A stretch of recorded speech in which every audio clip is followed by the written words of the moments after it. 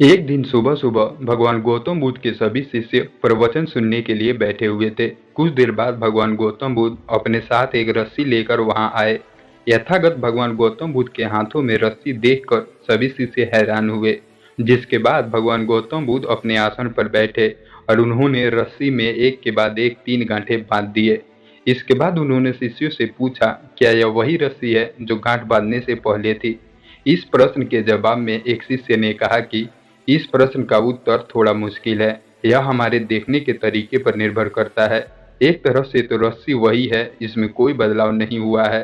तभी एक दूसरे शिष्य ने कहा कि अब इस रस्सी में 3 गांठें लगी हुई हैं, जो कि पहले रस्सी में नहीं थी।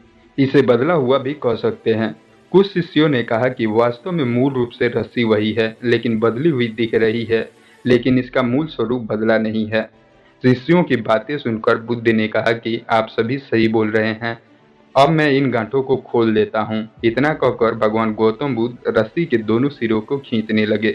बुद्ध ने पूछा कि क्या इस प्रकार इन रस्सी के गांठों को खोला जा सकता है? सभी शिष्यों ने कहा नहीं, ऐसा करने से गांठ और ज्यादा कस जाएंगी।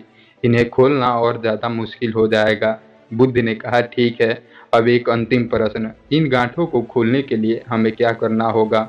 शिष्य ने कहा कि हमें इन गांठों को ध्यान से देखना होगा, जिसके बाद हम जान सकेंगे कि इन्हें कैसे लगाया गया है। इसके बाद हम इन गांठों को आसानी से खोल सकते हैं।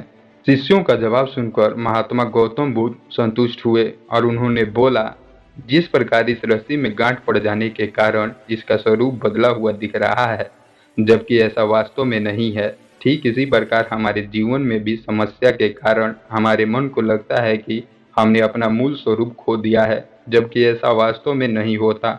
हम जब भी परेशानियों में फंसे होते हैं, तब बिना कारण जाने ही उसका हल खोजने लगते हैं, जबकि हमें समस्या के मूल को समझना चाहिए। जब समस्या की वजह समझ आ जाएगी, तो उन्हें सुलझाना बहुत ही आसान हो जाएगा। जय हिंद।